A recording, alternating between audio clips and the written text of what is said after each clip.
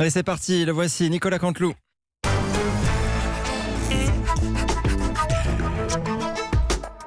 C'est presque du direct, c'est le meilleur de la revue de presse avec Nicolas Canteloup et Julie. Allez, on va inaugurer une nouvelle chronique, la chronique Confidence. Une personnalité politique se confie sur un moment marquant de son existence. Patrick Balkany, bonjour. Oui, bonjour. Alors, vous auriez été victime d'une arnaque, vous racontez? Bonjour Madame Julie. Écoutez, oui, j'aimerais que le drame que nous avons vécu avec ma femme Isabelle serve d'exemple à tous les Français. Voilà, nous avons été victimes d'un hacker. J'ai envie de dire un hacker sans cœur. Excusez-moi. C'est quoi? Je suis encore sous le choc. Un pirate informatique qui a pris la main sur nos comptes et qui a détourné une partie de nos salaires. Ah bon, mais ça s'est passé quand, ça? Oh, c'était autour du 25 janvier. Alors, bien entendu, on a porté plainte immédiatement. Oui. Franchement, j'espère vraiment qu'on retrouvera ces salauds. C'était le 25 janvier, voyez, noté vers 17h. Ah, monsieur Balkany, mais vous avez été prélevé à la source, hein? C'est ça? Et ça s'appelle... Vous savez comment ça s'appelle? Ça s'appelle les impôts. Impôts. Impôts. Impôts. C'est ça que vous dites, impôts. Les impôts, voilà. Les impôts. Écoutez, j'ai jamais entendu parler. Isabelle, il y a Madame Julie qui me parle d'un mot là. Impôts, ça dit quelque chose. Qu'est-ce que tu dis, Patrick? Impôts? Impôts, je connais pas de impôts, moi. C'est quoi ces conneries? Bah attendez, faut vous renseigner un petit peu quand même, hein, monsieur Balkany. En tout cas, ce que je tenais à dire, c'est vraiment une expérience effroyable. On s'est senti comme violé avec mon épouse. Je ne le souhaite vraiment à personne. Mais enfin, la majorité des Français la vivent, cette expérience. Et puis ça va recommencer le mois prochain pour nous et pour vous. Comment ça? Ils vont me revioler tous les mois, mais ça... bah, il y a des chances. Non, mais c'est des dingues. Isabelle, on se barre à Marrakech. Eh ben voilà.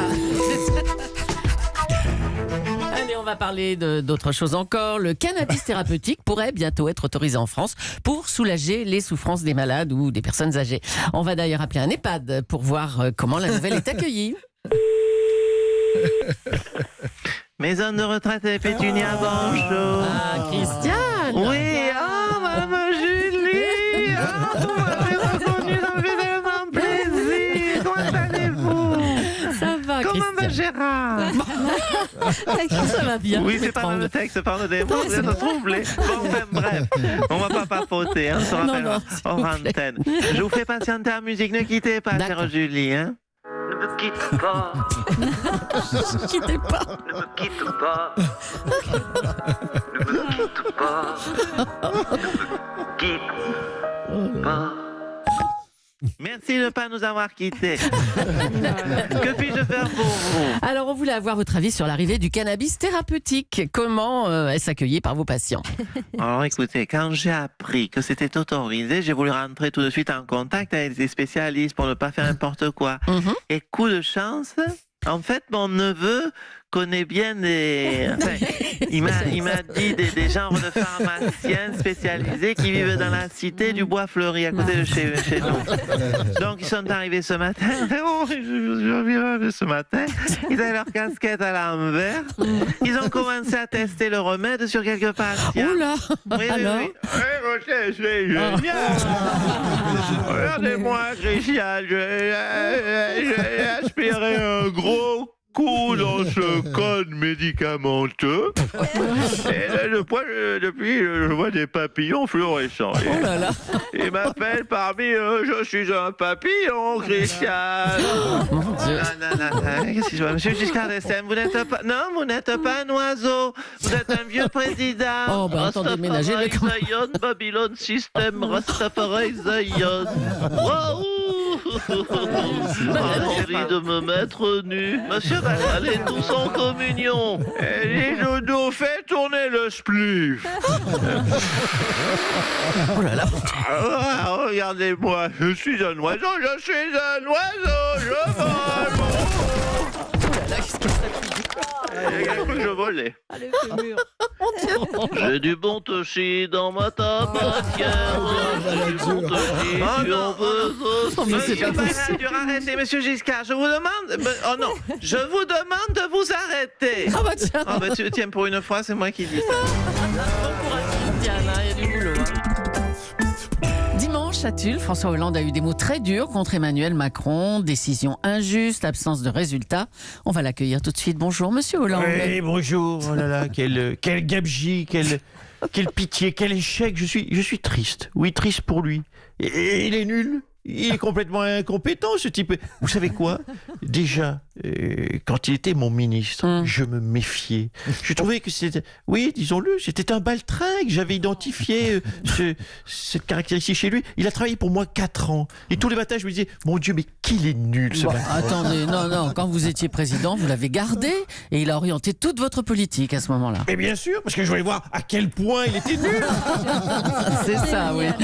Eh bien, on a vu, vous savez, les gens qui n'aiment pas mon bilan doivent savoir que tout est de sa faute. Ce sont les résultats de Macron. On ne me l'aurait pas mis dans les pattes, tout aurait été nickel. Ah oui. Aujourd'hui, nous serions tous très riches.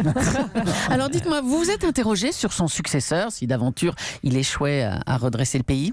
Voilà, c'est un vrai sujet, une vraie question. Oui, qui pour le remplacer? Ben oui. Il faudrait quelqu'un qui cumule l'expérience, qui soit rompu aux exigences de la gouvernance, beau gosse, avec une femme artiste. Qui ça? Attendez, je réfléchis. Ah, bah voilà, bah oui, Sarkozy. Mais non, elle est con, celle-ci. Pardon. Non, mais attendez, vous déraillez, je vous remets sur la piste. Beau gosse, brun, ténébreux, le Javier Bardem de Tulle. Oh, Là, ici, là, vous, il est dans vous, là, Mais- où vous alors? Ah oui, mais pourquoi pas? Oui, excellente idée, je n'y avais pas songé. Oh tiens. Mais votre impatience à me retrouver me touche, chère Julie Leclerc.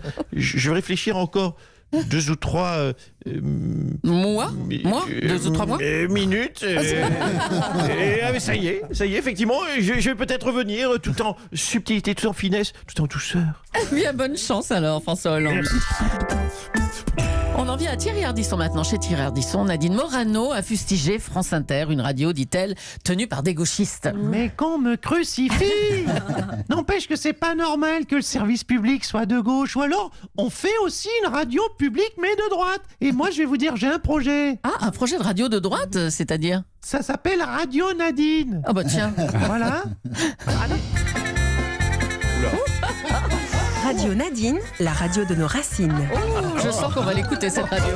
Il est 8h53, vous n'écoutez pas Pierre de Villeneuve, vous êtes sur Radio Nadine, la radio de nos racines. Aujourd'hui, sur Radio Nadine, rendez-vous à 9h pour notre grand débat. Emmanuel Macron est-il un charlot ou un gros Nasbrock? Chers auditeurs, sortez les bières, faites péter les olives. On part sur 2 heures de débat. On vous fera gagner des t-shirts Laurent Wauquiez et des cravates Michel Poniatowski. Mais tout de suite, un peu de musique de droite. Pour moi, monsieur, rien n'égalait les tirailleurs sénégalais qui mouraient tous pour la patrie, autant béni des colonies. Oh là là. Mais arrêtez enfin, le temps Voilà, béni des chers auditeurs, c'était Michel Sardou, vous nous l'avez demandé. Maintenant, c'est l'heure de notre grand jeu avec 3 couples de droite qui vont se poser des questions intimes. C'est parti, bienvenue dans Les Zemmour. Les Zemmour. Les Zemmour, c'est les amours, mais de droite. Ah non, mais stop. Ah, c'est magnifique les Zemmour là. Bon, écoutez, c'est une radio privée ici. Vous arrêtez, Allez, hein, ben Nadine. voilà, radio. Et allez, voilà, on me censure.